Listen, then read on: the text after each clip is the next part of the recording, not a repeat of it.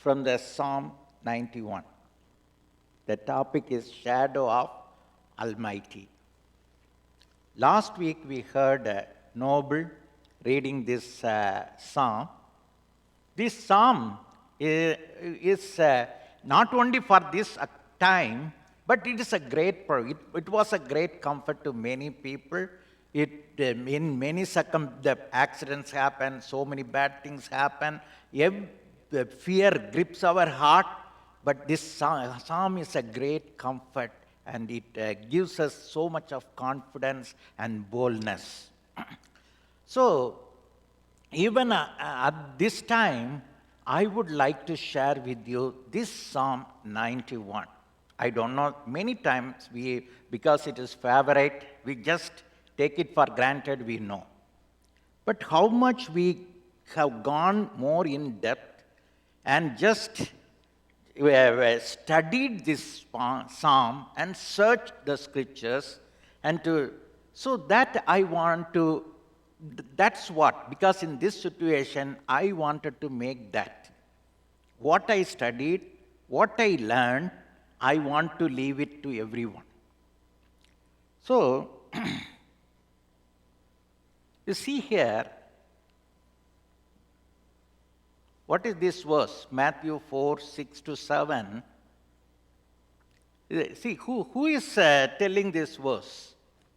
Psalm 91 is quoted in the New Testament. But who is quoting this verse? For it is written, He will command His angels concerning you, and they will lift you up in their hands so that you will not strike your foot against a stone. Who is quoting this verse? Satan. Not only for Satan also is a very favorite psalm, it seems, no? He used the same, whatever we use, he also knows the Bible. Satan knows very well the Bible, but he knows very well, he misquote. So what you see? What Jesus said to that? Jesus said one thing, that it is also written. Satan has quoted to Jesus, it is written, but Jesus said, it is also written. So, I put emphasis on the word also. So, when we read a verse, we should not just take one word and go. But what God wants us to say is, it is also written. There are some, you read other words also. You study, you don't just take one verse, but what you have to do is, you have to read other verses also. So, it is always very important thing. It's a life and death situation, no? Now we hear of deaths happening everywhere. It's a serious thing, but we should also be very sure what we believe, what our belief is based on. It should not be just at the surface. We should go very little deep enough, and to make sure we are in the right foundation on the rock. So, that is very, very important. You search the scriptures. We have to search. Everything has a pair. We have to connect with the pair to get more out of it. So, it's not that I'm not saying that you should not take a promise, but you can as well take and think, but take some time. I just advise you, to take some time. We are the children of God. Take time. Just not because, I know, Psalm 91, I know from the beginning, but you just go in depth.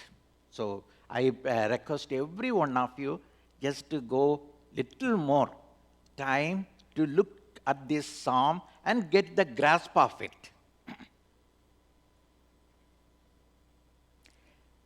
You see here, he who dwells, Psalms 91, first verse, if he who dwells in the secret place of the Most High shall abide under the shadow of the Almighty. He shall cover you with his feathers, and under his wings you shall take refuge. So, the thing is, no, it's written shadow. Shadow means, no, so we used to go every day for walking, but when it is hot, just when we cross and come under the shadow, we see so a difference, no? A warmth or a coolness there. That really a change. So in this world, it's like a shadow. We have to make ourselves that we are under the shadow of the Almighty. How much great it will be that we come under the shadow of the Almighty. And another word is also written about the wings, that also I will refer to. Before that, I want to tell you one thing, secret place. He who dwells in the secret place of the Most High. It is not for everyone. It's not, okay, the Bible, so everything is there, so everyone, no, will not, it is not just, it is not globally applicable to everyone, no. There is a secret. The Bible contains so many secrets that many times secret becomes a secret, we will not get into it. But this Bible is a book of secrets. It may look very familiar, but we may lose to dig into the secrets. So we should make sure we are in the secret place. This is the word of Jesus Christ. Jesus died. So strive to enter. Strive to enter through the narrow gate. For many, I say to you, will seek to enter and will not be able. Jesus said, no. So try to enter. Don't, because if you have to come to the secret place, if you want to come to the shadow of the Almighty, it's not just open to everyone. You have to enter into it. It's a narrow gate. It's not open public. It's a secret place. Only the God's people can enjoy it. But you see, for many, seek to enter will not be able. They will seek. They want to try to enter this. But it is not like a broad way that anyone can just like go here and enter there. No. It's a secret place. It's a narrow gate. Even the entrance is also not wide that you can just like slip into it. But what you have to do is you have to strive. You have to take extra effort, extra thing to enter into it. Even to enter into it you have to take a stride. Many will seek to enter, will not be able. Again and again I repeat you. So this is whatever our choice, it affects our eternity. No, death. So, no, our gold, our silver, our dollar, or our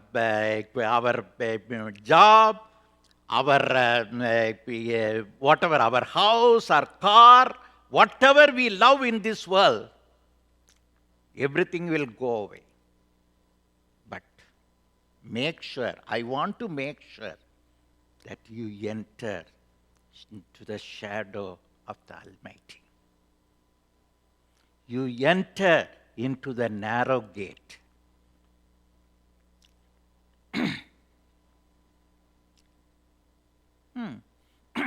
Jesus Christ ministered 3.5 years in this world. No. And multitudes came to Jesus. There was so much of people, they were benefited, they were healed, their miracles, everything they saw that. But this is one of the verse. Jesus said with tears on his eyes, "O Jerusalem, O Jerusalem, the one who kills the prophets and stones those who are sent to her, how often I wanted to gather your children together as a hen gathers her chicks under her wings, but you were not willing." How often I wanted, but you were not willing. We have to take a deep thought over this verse. You were not willing. Are you willing?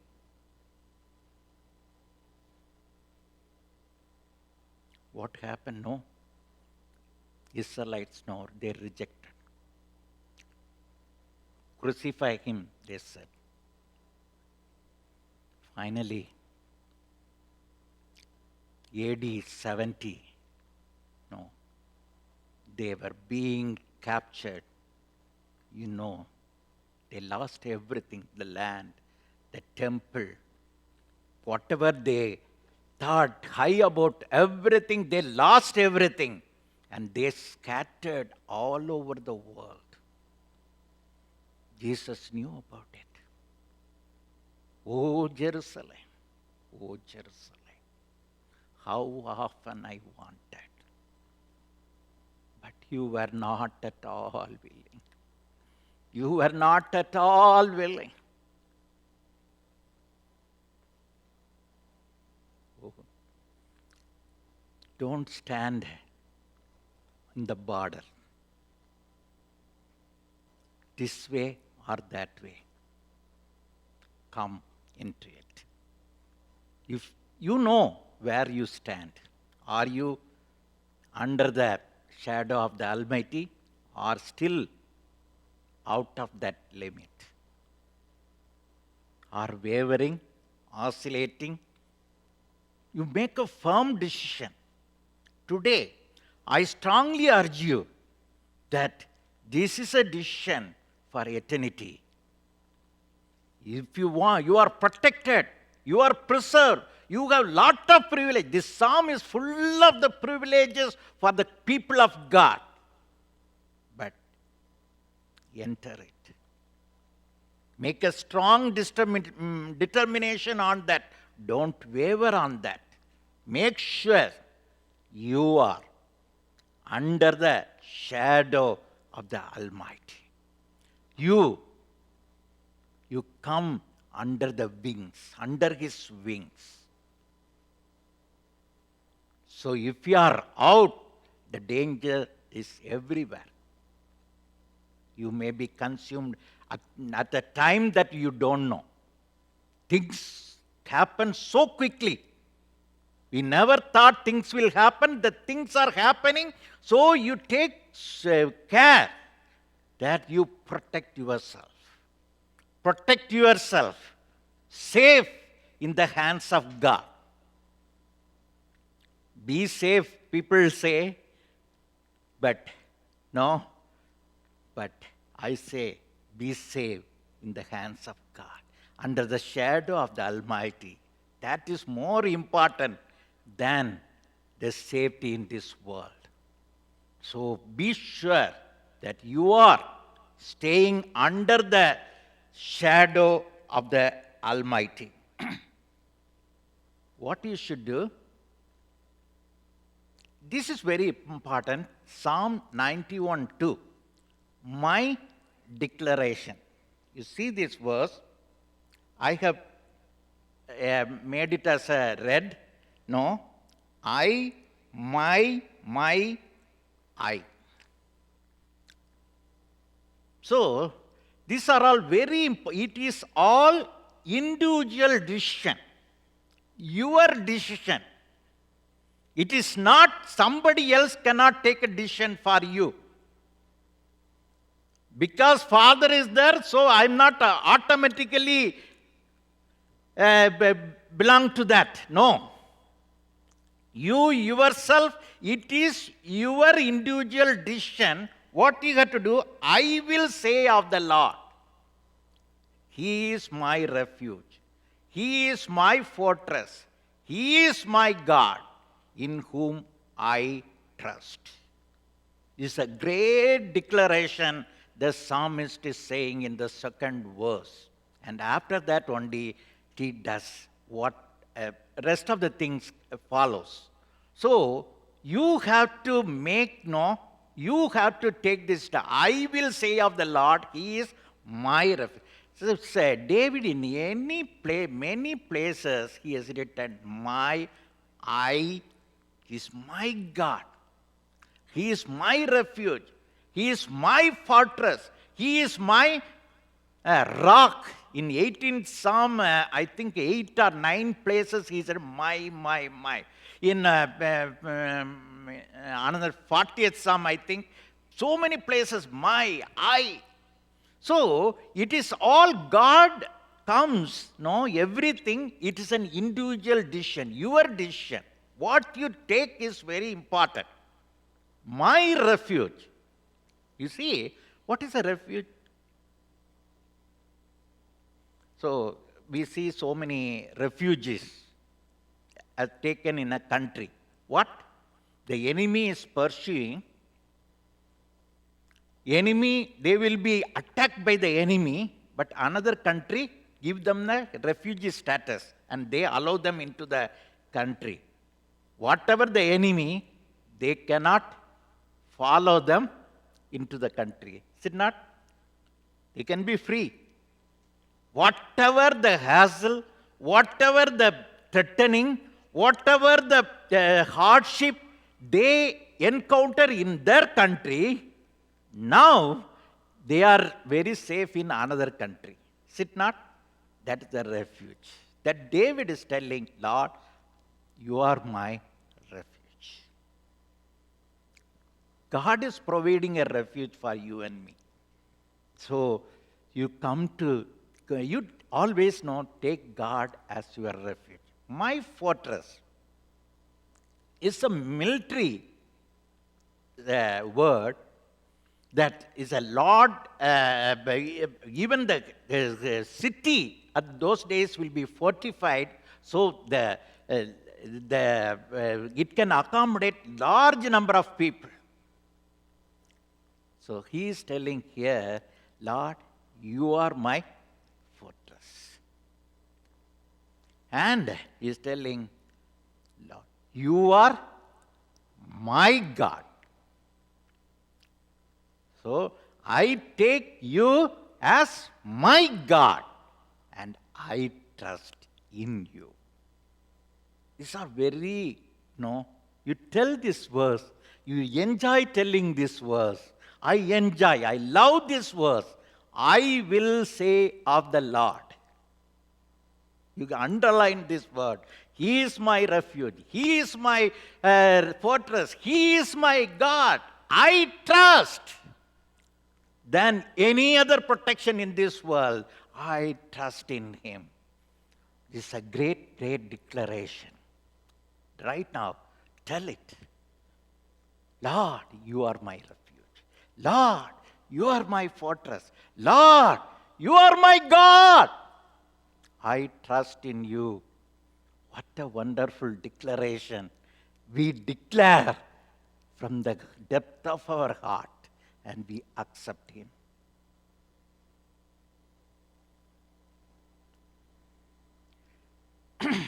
So, when we declare it, so It is not just, no, it's not for namesake or my, but when we seriously take this, there is something follows. God does something. See, this declaration, so many Psalms, in many places we see this kind of a declaration, how David was being protected by God. In so much of David, in the midst of so much of dangers, in the wilderness, in the enemy, and in front of the javelin, he would have been easily killed by people, but the protection he enjoyed only from God. Because what God does something, it doesn't automatically come that. There is a God who sees your declaration and he provides a cover. Provides a, what kind of a cover? We'll see. He shall cover you with his feathers. What kind of a cover? A gentle cover around us. No? And under his wings you will take refuge. You are in the midst of a problem, threatenings, hardship. Come unto me. I will cover you with my feathers. And under his wings you shall take refuge. What a wonderful thing, no? You see, his truth shall be your shield and buckler. Your truth. Now I am very, very happy with the word your truth. Because the world is full of lies. The reports, whatever the news, whatever they carry, the world is, the major problem with this world is the deception. Right from the beginning, it continues, it goes forever. So, but his truth shall be your shield and buckler. One thing I tell you, that you can take the word of God as a truth. Reports may change. Today people say one thing, even greater scientists say one thing, and tomorrow they can totally change some other thing. But the word of God, his truth, shall be your shield and buckler. God's word will never change. God's word nobody can change. But that remains a truth. Truth, but truth. That is the word of God. So what you have to do? You have to rely on this word. His truth shall be your shield and buckler. It will protect you. His word. You cling on to the truth. Don't go on lies, vanities, and whatever we are being deceived. Whatever we see, the world is full of deception. Vanities, vanity, vanity, vanity. But there is a great truth in the word of God that will protect you. His truth shall be your shield and buckler. This word, no? Immediately he starts, when we have the declaration, the first word he starts, surely. Surely. We can trust in the word of God. Surely. He shall deliver you from the snare of the fowler and from the perilous pestilence. It's so much that we have to take this verse for ourselves. Perilous pestilence and also snare of the fowler. We can be at any time. It's no, when the danger comes, we don't know when it comes, correct? It's like a snare. In the world, nobody, whether he's a scientist, a great man, whoever it might be, they don't know. It comes as a snare. Pestilence.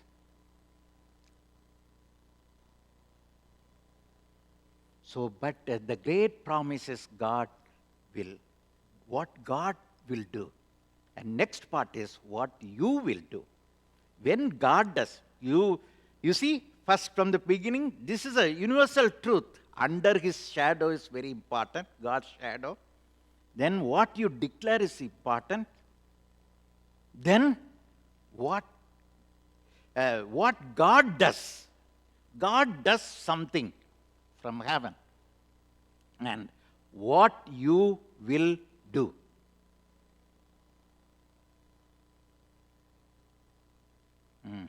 First word starts now. You shall not be afraid.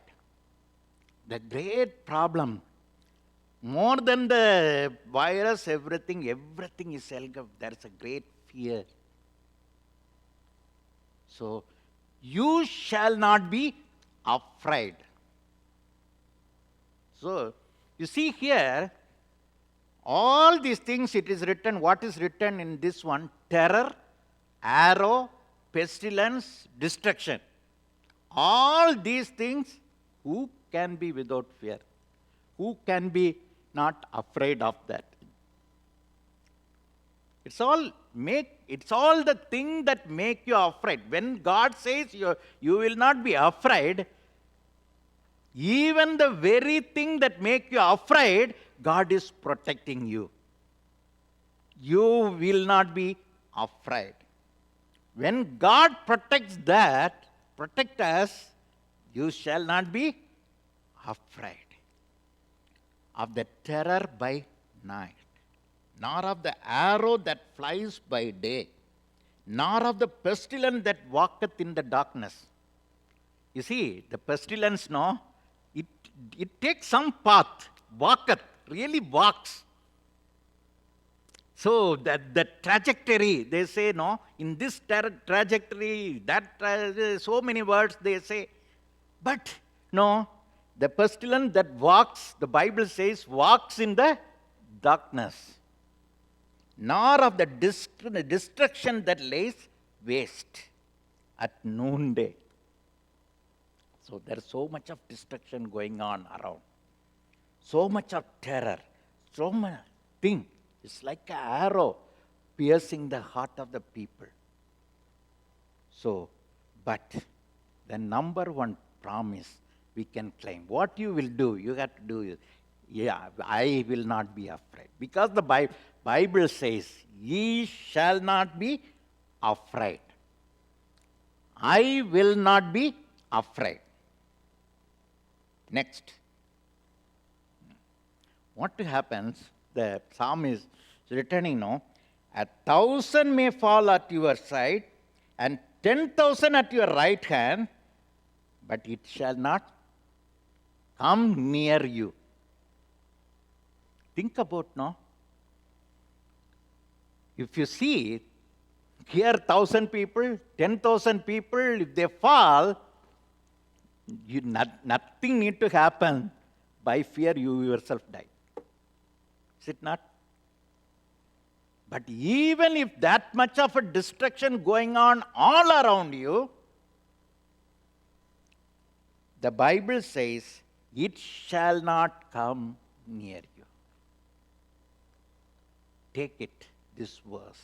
You shall not be afraid, but it shall not come near you. Only with your eyes shall you look and see the reward of the wicked. You shall not be afraid here, but it shall not come near you.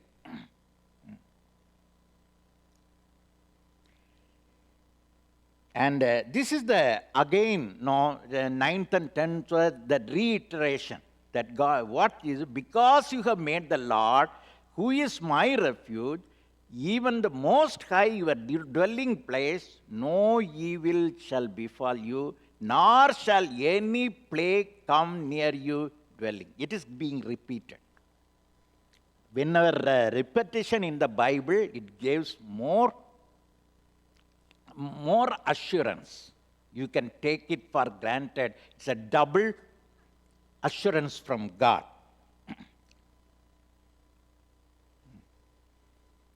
and 11 to 13, for he shall give his angels charge over you to keep you in all your ways. In their hands they shall bear you up, lest you dash your foot against a stone.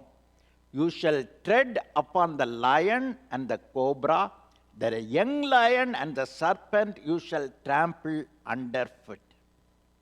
You see, it is not nothing. Behind that, whatever is happening, there is lot of evil powers. So, the world, the devil is at work. No, here, no. The psalmist, the promise is, you shall tread upon the lions and the cobra, the young lion and the serpent you shall trample under your feet. This almost a similar thing, Jesus, maybe he quoted from this Psalm 91 of, he said in the, you see here, Luke 10:19, behold, I give you the authority to trample on serpents and scorpions and over all the power of the enemy, and nothing shall by any means hurt you. Nothing by any means hurt you. So don't be people living in fear. The God's people should not live in fear at all. Because God has so much of great word. We have under the shadow of the Almighty. Be conscious about it. I am a child of God. I am under the blood of Jesus, under the shadow of the Almighty. Nothing shall harm me. No power shall harm me. Even when I walk, even when I go, even when I drive. What you have to do is, no, why? Why it happens? Because he will give charge over to the angels. He gives charge to the angels. Angels are looking after us. He will, it's very written, no? For he shall give his angel charge over you to keep you in all your ways. To keep you in all your ways.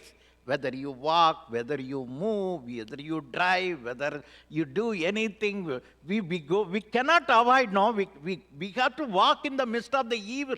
We walk in the midst of the things going on.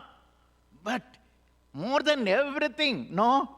We have to have this verse, Lord, today, because he has given charge over his angels, nothing can harm me.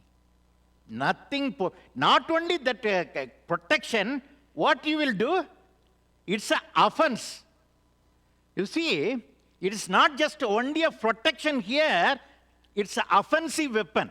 You see, you will, if they attack you, where it cannot harm you, but you will trample. Correct? You will tread upon the lion and the cobra and the young serpent, you shall trample underfoot. You shall trample underfoot. We have a great authority. I give this authority to you. Jesus said, no. Same thing, no. He said, trample you, I give you the authority to trample on serpents and scorpions and over all the power of the enemy. So Satan can play tricks with us when we don't know the word of God. He can threaten you, he can make fear. Even though we may have, we are the child of a great king, we will still be like a beggar. Is it not? So we have to, God is telling, no, I have given you the authority to trample on serpents and scorpions and over all the power of the enemy. What a great promise it is. No? Just claim it. Claim it as a child of God. Claim it. And walk like a king in this world because we are under the shadow of the Almighty.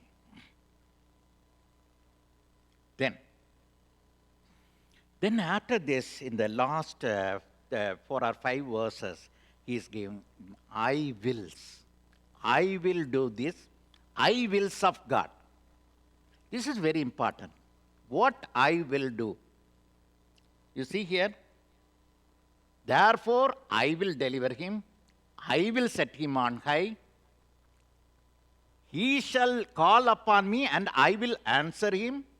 I will be with him in trouble. I will deliver him and honor him.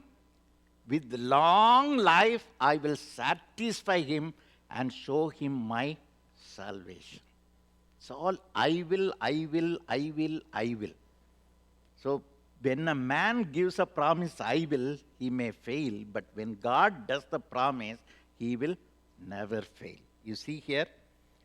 This is in Exodus 6:6-8. God gave them the promise, I will. 7 I wills of God. God gave in a critical time to Moses that he will deliver the Israelites out of Egypt. So you see, why I just show this to you? Because God has given the I wills, I will bring. You see, all these things are fulfilled in the life of the Israelites. He said, I will bring, I will rescue, I will redeem you, I will take you. When there is no, people could not take it.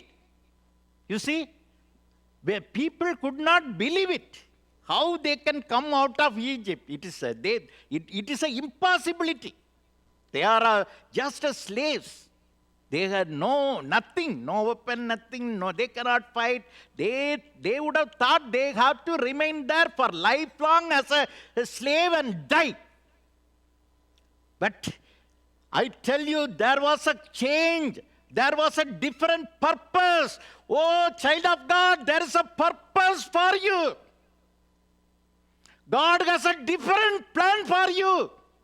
Don't stick on to the plan that we are infused into it.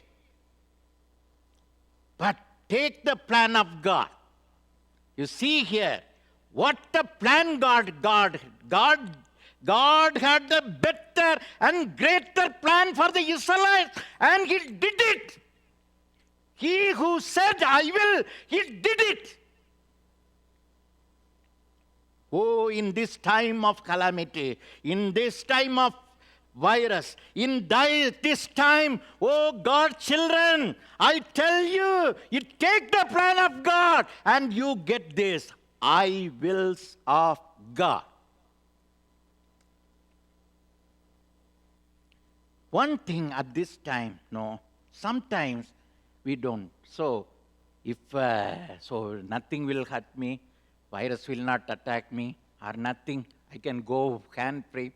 Sometimes, the people of God had to go through that. God is protecting us, but there are times the people of God also being attacked, and they have to go through the very difficult situation. So you see here, I will be with him in trouble. I will be with him in trouble. So even that when you are going through the trouble, one thing you should not forget. You are under the shadow of the Almighty.